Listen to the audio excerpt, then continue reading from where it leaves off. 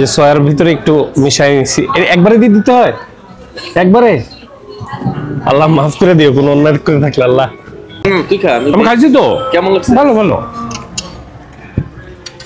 ভালো কইছিস কে? হ্যাঁ হ্যাঁ ভালো। আমার তোর তো বিশ্বাস হয় না আমার। ছি ভালো ভালো মজা না? না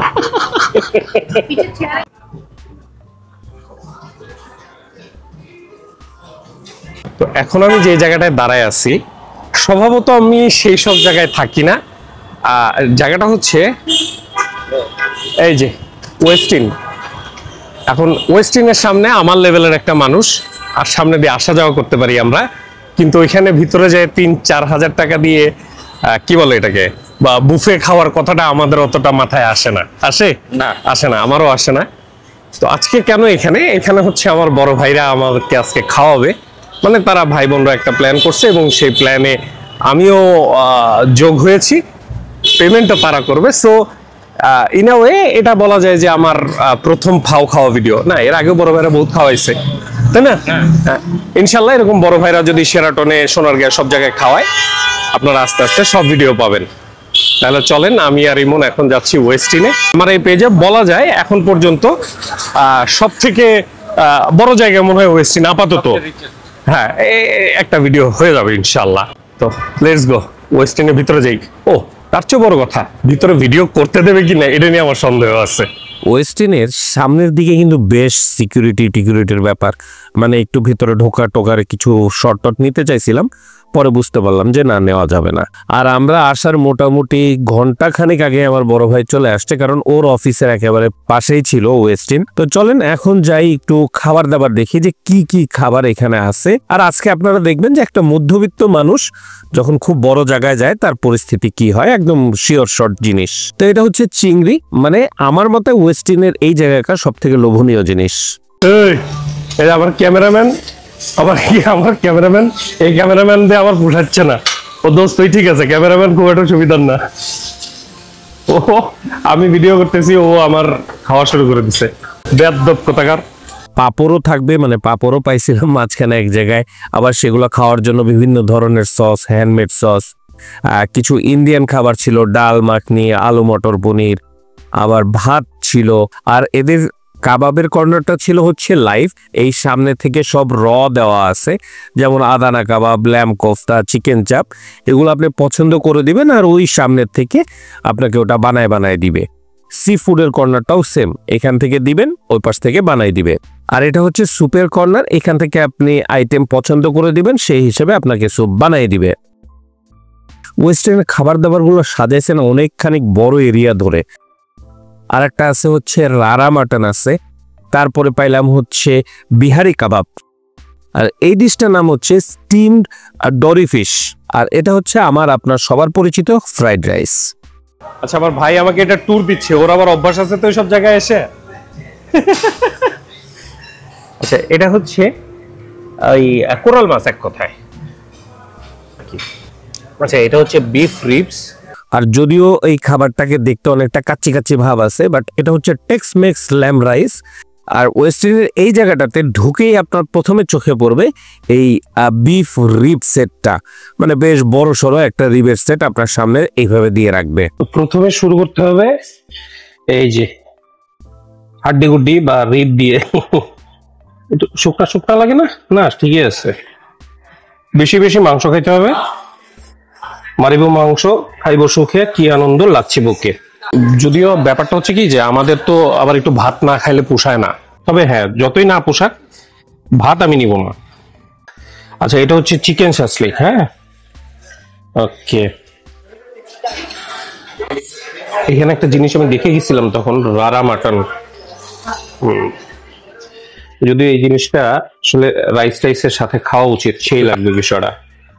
রারা মাটন নামটার জন্যই আমি নিচ্ছি, এবং চেহারাটাও অবশ্যই খুবই সুন্দর। এটা জাস্ট একটু চামচ দিয়ে হালকা একটু টেস্ট করব। আর আরেকটা জিনিস ট্রাই করার খুব ইচ্ছা, সেটা হচ্ছে এদের বিহারি কাবাবটা। এই হচ্ছে আপাতত আমার স্টার্টিং, এটা হচ্ছে আমার স্টার্টার। আচ্ছা, ভাইয়া এখানে এসে নিচে হচ্ছে এটা একটা চিকেন স্যুপ আর কি। আচ্ছা, এটা স্যুপ, আর এটা হচ্ছে পায়া, আমি আমার জীবনে যে জিনিসটা খাই নাই, সিরিয়াসলি মানে শখের বসে আমার একটু নেওয়ার ইচ্ছা। এদিকে এই হচ্ছে সুশি, আমি নিলাম। এখন এটা আমি খাইতে পারবো কিনা এটা আমি জানি না। নাহলে এখন আমরা একটু খাওয়া দাওয়া শুরু করি। হ্যাঁ, প্রথমে আমরা চিকেন খাই একটু হালকা বিস্তর। ওটা হচ্ছে চিকেন সাসলি। দেখা যাক, ওই বিখ্যাত ওয়েস্টিনের প্রথম খাবার অফিসিয়ালি। ওই যে আমার বোন নিয়ে আসছে অখাদ্য। পৃথিবীর সব থেকে অখাদ্য যে জিনিসটা সেটা সবার আগে নিয়ে আসে। এক মিনিট, হ্যাঁ কিছু মনে করিস না। হ্যাঁ, যে পৃথিবীর সব থেকে অখাদ্য জিনিস ওটা নিয়ে আসছে। আল্লাহ নামে নে বাবা, খা বেশি বেশি খা। হ্যাঁ, আমি না সবার আগে এই জিনিসটাই খাই, তাহলে অন্য জিনিসগুলা দিয়ে মুখের স্বাদটা নষ্ট করা যাবে আর কি। হ্যাঁ, ওই আমি চপস্টিক তো আমি ধরতেই পারি না, ও তো নিয়ে লাভ নেই, হাত দিয়েই খাবো। হ্যাঁ, আচ্ছা এটা কি কাঁচা? কাঁচা ওইটা বলছিলাম। খাও, কোনো সমস্যা নেই, ভালো লাগবে। কাঁচা তো না, ওই যে অন্ত খেতেছে ওইটাই দেয় দে। আল্লাহ, ও মুখে নিয়ে নিছে কাঁচা খাবার।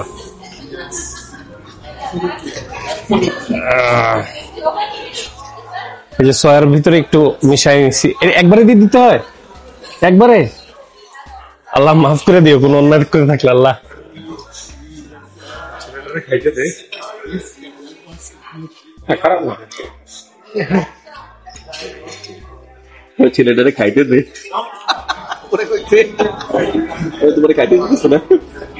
না, বমির ভাব আসছে অভক্তির কারণে, কিন্তু গন্ধ তো নাই মাছের। মাছের কোনো গন্ধ নাই সিরিয়াসলি।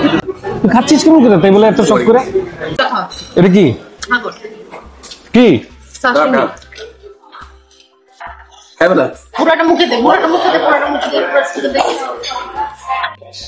তোরা আমার কাঁচা খাবার দাবার খাওয়াইস না রে বাবা। ভালো লাগছে না?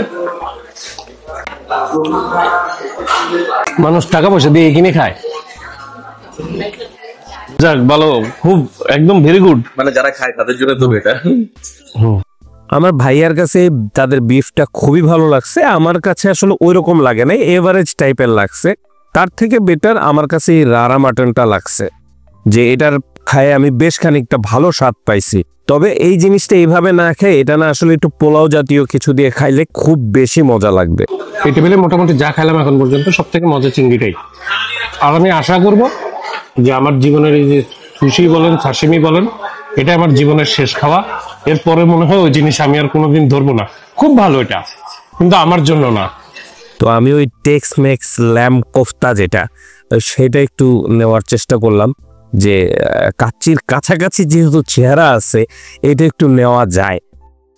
আর ওই দিক দিয়ে রিব তো নিছিলাম, কিন্তু এদিকে আবার দেখি যে ওই রিবটারই বারবিকিউ দিয়ে একটু মিক্স টিক্স করে বেশ সুন্দরভাবে পরিবেশন করে দেওয়া আছে, ওটাও নিছি। আর এটা হলো এদের কোরাল মাছ, এটা নিয়ে একটু হতাশ, এটা আমি একটু পরে বলতেছি। তবে তাদের এই স্টিম যে মাছটা আমি নিয়েছিলাম, ডরি মাছটা, এটা খুবই মজা, মানে আমার কাছে খুবই ভালো লাগছে। এদের বিশেষ করে এই সি ফুডের আইটেম মোটামুটি সবই ভালো, ওই তুই একটা বাদে। আর আমার ভাই এই চিকেন স্যুপটা নিছিল, এই স্যুপটা তার কাছে খুবই বাজে লাগছে, এর জন্য আর আমি চেষ্টা করি নাই। তবে এদের আরেকটা বেশ ভালো আইটেম ছিল, এদের পায়াটা। সো আমার ভাইয়া ফার্স্টে এটা খাইছে, পায়া খায় আমাকে পরে বললো যে তুই এইটা নে, এইটা খেলে তার খুব ভালো লাগবে। তবে এটার ওই যে গ্রেভিটা বা যে ঝোলটা পায়ার, সেটা বেশ খানিকটা পাতলা ছিল। আর এখানে সব থেকে বড় জিনিস খুব গরম গরম থাকে সব জিনিস। এই ওয়েস্টিনে বুফেতে কিন্তু আইটেম প্রচুর, মানে ছোটখাটো আইটেম দিয়ে আপনি নিতে নিতে প্রচুর আইটেম পাওয়া যাবেন। দেখা যাবে যে এর ভিতর থেকে হয়তো 2-1টা আপনার কাছে পছন্দ হবে না, বা 100টা থাকলে হয়তো 10টা পছন্দ হবে না, বাট 90টাই আশা করি পছন্দ হবে। কিন্তু এই যে 10টার কথা বললাম, তার মধ্যে একটা বিশেষ করে এই কোরাল মাছটা এখানে মানে জঘন্য প্রকৃতির খারাপ লাগছে আমার কাছে, মানে আমার কাছে বেশ খারাপ লাগছে। মাছটা যে ফ্রেশ ছিল না আমি সে কথা বলবো না, মাছ ফ্রেশ ছিল। আর কোরাল মাছটা খাইছি হচ্ছে আমি আমার ভাইয়ের প্ররোচনায় পড়ে। সো ওরে আমি একটু সিস্টেম করে খাওয়াবো, যে ওর রিয়াকশনটা আমি ধরার চেষ্টা করব যে ও কি করে ওই মাছ খায়। ফিশটা এই যে আলাদা করে রাখছি। এটা কেন তুই খা? আমি খাইছি তো, কেমন লাগছে? ভালো ভালো। তুই ভালো কইছিস কে? হ্যাঁ হ্যাঁ ভালো আমার তোর তো বিশ্বাস হয় না আমার। ছি ভালো ভালো না মোটামুটি। মজা না না ভালো না। আচ্ছা বিফ দিয়ে আমি কাচ্চি বানাই খাচ্ছি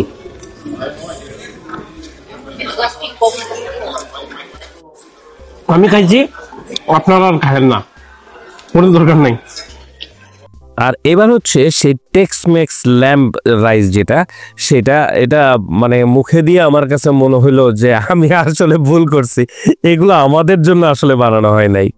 এই খাবারটা যেই খাবারই এই খাবারটা অবশ্যই হয়তো যাদের জন্য বানানো হয়েছে তাদের কাছে অবশ্যই ভালো লাগবে, আমার জন্য বানাই নাই খাবারটা। আর আমার নেক্সট ব্যাচ হচ্ছে এবার হচ্ছে কাবাব খাবো এবং সি ফুড খাবো। মানে আমি প্রত্যেকটা কাবাবেরই এক পিস করে নিয়ে নিচ্ছি, যেহেতু আমরা প্রায় 5-6 জন ছিলাম। সো সবগুলা কাবাব যদি একটা করেও নেওয়া হয় তাহলে মোটামুটি সবার একটা করে টেস্ট করা হয়ে যাবে। আর এখানে আপনি যখন কাবাবটা পছন্দ করে দিয়ে যাবেন বা বিভিন্ন ধরনের সি ফুড পছন্দ করে দিয়ে যাবেন, ওরা যদিও বলছিল 5 মিনিট লাগে, আসলে 5 মিনিট তো লাগে না এতগুলো খাবার বানাইতে, অ্যাটলিস্ট 10-15 মিনিট লেগেই যায়। সো আমাদের মোটামুটি 10 মিনিটের মতো ওয়েট করতে হয়েছিল। 10 মিনিটের পরে ওরাই আবার ওই টোকেনটা দেখে টেবিলে দিয়ে যায়, আর যখন মনে হয় খুব রাশ থাকে তখন হয়তো এখানে এসে তারপরে নিয়ে যেতে হয়, বাট এরা আমাদের টেবিলেই সার্ভ করছিল। আচ্ছা এই যে আমার বড় ভাই মানে আমার ছোট বোনের হাজবেন্ড, কিন্তু সে আমার বড় ভাই। তো এখন ব্যাপারটা হচ্ছে যে সে একই প্লেটে দুইটা ভুল করছে, সেটা হচ্ছে রাইস নিছে আবার এই ভদ্রলোক আবার রুটিও নিছে। কারণ হচ্ছে যে পেট তো ভাই ফুলে যাবে আপনার এখন, লস প্রজেক্ট কিন্তু এটা। তো এই জিনিসটা বেশ খানিকটা মাথায় রাখা লাগবে যে ওই বুফেতে এসে রাইস বা রুটি খেলে কিন্তু পেট ভরে যাবে। আর একটা জিনিস সেটা যে পাঁপড় আমি দেখছি, পাঁপড় খাবো না এটা হইতে পারে না। আমার কিন্তু ব্যক্তি জীবনে পাঁপড় খুবই পছন্দের একটা খাবার, তবে আমার জীবনের সবকিছু মানে পাঁপড় সমাজ থেকে আমার বিশ্বাস উঠে গিয়েছিল এই পাঁপড়টা খায়, এই পাঁপড়ের স্বাদের বর্ণনা আমি করতে পারবো না। এটা যদি পাপড় হয়ে থাকে আমি শাহরুখ খান। তো আমরা পাঁপড় টাপড় খাইতে খাইতে ওদিক দিয়ে আমাদের সি ফুড আর কাবাব চলে আসছে, বেশ সুন্দর করে সাজাই দিছে, যেহেতু আমরা অনেকগুলা একবারে নিছিলাম। কিন্তু খুবই অনেস্টলি বলতেছি এদের কাবাব সেকশনের আইটেমগুলো আমাদের কাছে খুব একটা জুতের লাগে নাই, মানে অতটা বেশি হ্যাপি আমরা হইতে পারি নাই। তবে হ্যাঁ, ওগুলোর ভিতরে চিকেন যে চাপটা ওইটা মোটামুটি ছিল, কিন্তু ওই ল্যাম্প কোফতা আর আদানা কাবাব একেবারেই ভালো লাগে নাই। বিশেষ করে একদম মানে স্পেসিফিক যদি বলি তাহলে আদানা কাবাবের পরিস্থিতিটা আমাদের কাছে একেবারেই খারাপ লাগছে। এটার ফ্লেভার বা এটার স্মেল যেটাই আছে আমাদের কাছে একেবারেই সুবিধা লাগে নাই, সো ওইটাকে আমরা বিগ নো দিয়ে দিচ্ছি। তবে এদের সি ফুড ছিল খুবই ভালো, মানে প্রত্যেকটা মাছ প্রত্যেকটা আইটেম খুবই ফ্রেশ ছিল এবং এদের বানানোটাও ছিল বেশ সুন্দর। বিশেষ করে এদের ডরি ফিশটা, এদের পমফ্রেটগুলা খুবই ভালো ছিল, সেটা 100% রেকমেন্ডেড। আপনাদের মনে আছে কিনা বা আপনারা দেখছেন কিনা আমি জানি না, চিটাগাংয়ে আমার এক ভাইয়ের সাথে দেখা হয়েছিল এয়ারফোর্সের। তো সে আমাকে এই মাহালাভিয়াটা খাওয়াইছিল। ওই চিটাগাংয়েই প্রথমবার আমি এই মাহালাভিয়াটা খাইছি, এর আগে কোনোদিন খাই নাই। তো এনিওয়ে এখন হচ্ছে আমি একটু মিষ্টি সাইডে চলে আসছি, মানে হচ্ছে আমার খাওয়ার প্রায় শেষের দিকে। এখন কি খাবো আর কি খাবো না আমি তা বুঝতেছি না। খাইতে তো ইচ্ছা করতেছে সবই, জিনিসগুলো দেখতে আমার কাছে খুবই লোভনীয় লাগতেছে। তো আমি পছন্দ করে করে 3-4টা করে আইটেম নিচ্ছিলাম যে দেখি কোনটা ভালো লাগে কোনটা খারাপ লাগে। কিন্তু একটা বিশেষ একদম উল্লেখযোগ্য বিষয় হচ্ছে ওয়েস্টিনের ডেজার্ট আইটেমের বা ডেজার্ট সাইডের যেই আইটেমগুলাই আছে, আমি বলবো না যে অনেক বেশি আইটেম আছে বা হয়তো আছে, আমি হয়তো খুঁজে পাইনি। এদের প্রত্যেকটা জিনিস আমার কাছে খুবই ভালো লাগছে, স্পেশালি মালাভিয়াটা। তাছাড়া এদের চিজ কেকটাও আমার কাছে বেশ ভালো লাগছে, যদি একেবারে পিচ্ছি পিচ্ছি করে কাটা ছিল তো খাই ওরকম শান্তি পাইনি, কিন্তু খুব স্বাদের জিনিস। এদের রসগোল্লাটাও বেশ ভালো লাগছে আমার কাছে। তো মিষ্টি খাইয়ে খুব শান্তি পাইছি। এখন খাওয়া দাওয়া তো করে আসলাম, খাওয়া দাওয়া করার পরে প্রথম যে জিনিসটা মাথায় আসলো যে ওই তুমি কে আমি কে, বাঙালি বাঙালি, মানে বাঙালি না শুধু মধ্যবিত্ত বাঙালি। ব্যাপারটা হচ্ছে যে আমি যদি কখনো কোটি কোটি কোটি কোটি টাকার মালিকও যদি হয়ে যায়, অনেক টাকার মালিক হয়ে যাই, আমার কাছে মনে হয় না যে আমার ভিতরে যে মধ্যবিত্তটা বাসা বাঁধছে বা যে মধ্যবিত্ত আমার ভিতরে বেঁচে আছে সেটা কখনো মনে হয় না ঘুমাবে। আমি আজীবন মধ্যবিত্ত মেন্টালিটিরই থাকবো। ওয়েস্টার্নে আমি খাইছি, মাশাল্লাহ এদের খাবার দাবার ভালো, এদের খাবার দাবার যে খারাপ তা না। কয়েকটা জিনিস স্পেসিফিক্যালি আমার কাছে বেশ ভালো লাগছে, যেমন এদের চিংড়িটা ভালো লাগছে, এদের ডেজার্ট আইটেমগুলো বেশ ভালো লাগছে, এদের সি ফুডের কর্নারটা বেশ ভালো লাগছে। তাছাড়া ওই রিপটিভ এভারেজ লাগছে আমার কাছে, মানে আমার স্বাদ অনুযায়ী। সবচেয়ে বড় ব্যাপার হচ্ছে যে আমি কি পরবর্তীতে আমার নিজের পকেটের টাকা দিয়ে এখানে খাইতে আসবো, ভাই আমাকে খাওয়াইছে, সো আমি এখানে আসছি, খাইছি, আলহামদুলিল্লাহ ভালো লাগছে। নিজের পকেটের টাকা দিয়ে এখানে কেন, এরকম টাইপের কোথাও হয়তো আমি তেমন একটা যাওয়ার ইচ্ছা নাই, কারণ ওটা আসলে জানি না আমার হবে না, মানে আমার ভিতর থেকেই আসবে না। আর বুফের আর একটা, অনেকে আমাকে বলেন যে ভাই বুফের ভিডিও করেন, বুফের ভিডিও করেন। তো বুফের ভিডিওটা বিষয়টা হচ্ছে কি ভাই, বুফেতে যে পরিমাণ খাবার ওয়েস্টেজ হয় এরা মানে খুব পীড়াদায়ক। মানে ধরেন আমি একটা মানুষ যে প্লেটের বাইরে টেবিলে ভাত পড়লে পরে ভাতটা উঠাই নিয়ে আমি খাই, তো আমার জন্য ওই জিনিসটা, মানে ওই যে খাবারের যে নষ্ট হওয়াটা, ওই জিনিসটা যখন আমি দেখতেছি তখন আমার কাছে জিনিসটা ভালো লাগে না। সেটা শুধু ওয়েস্টার্নের বেলায় না, এটা যে কোনো বুফের বেলায় এই ঘটনাটা হয়তো ঘটে। আর এদের ব্যাপারটা হচ্ছে যে এদের বেশ ভালোভাবে ট্রেন্ড আপ করা, যে টেবিলে কোনো ময়লা প্লেট থাকবে না, সো তারা বারবার ওটা ক্লিন করতে থাকে। সো আমি নিজের চোখে দেখছি আমাদের টেবিল থেকে অনেক খাবার ওয়েস্টেজ হয়েছে। এই তো ওভারঅল এক্সপিরিয়েন্স বলতে গেলে আমার মতো একটা মানুষের জন্য এই ধরনের এক্সপিরিয়েন্স ইজ ভেরি, মানে বিশাল ব্যাপার, এবং খুব ভালো লাগছে আমার কাছে। খাবার এদের কোয়ালিটি, মানে খাবারের মান তো অবভিয়াসলি ভালো, স্বাদের বেলায় দু একটা জিনিস 19-20 বুফেতে হবে, 100টা আইটেম থাকলে 80টা ভালো লাগবে, 20টা ভালো লাগবে না, বা 10টা ভালো লাগবে না, এরকম হইতেই পারে। তো এনিওয়ে, তাহলে ইন শর্ট, ওকে গুড, তাহলে ভালো থাকেন। আজকে এখানে বিদায় নিচ্ছি। যদি আবার কোনোদিন কপালে হয় এরকম কোনো সুযোগ পাই, অবশ্যই যাব, খাবো এরকম বড় জায়গায়। তাহলে ভালো থাকবেন, সুস্থ থাকবেন। ভিডিওটা লাইক করে দিয়েন, শেয়ার করে দিয়েন। মনে যদি কিছু থাকে অবশ্যই কমেন্টে জানাই দিয়েন যে আপনাদের এক্সপিরিয়েন্স যদি থাকে এরকম জায়গায়, বলবেন তাহলে। আর ইউটিউবে যদি ভিডিওটা দেখে থাকেন তাহলে সাবস্ক্রাইব, আর ফেসবুকে দেখে থাকলে ফলো করে দিয়েন। আল্লাহ হাফেজ।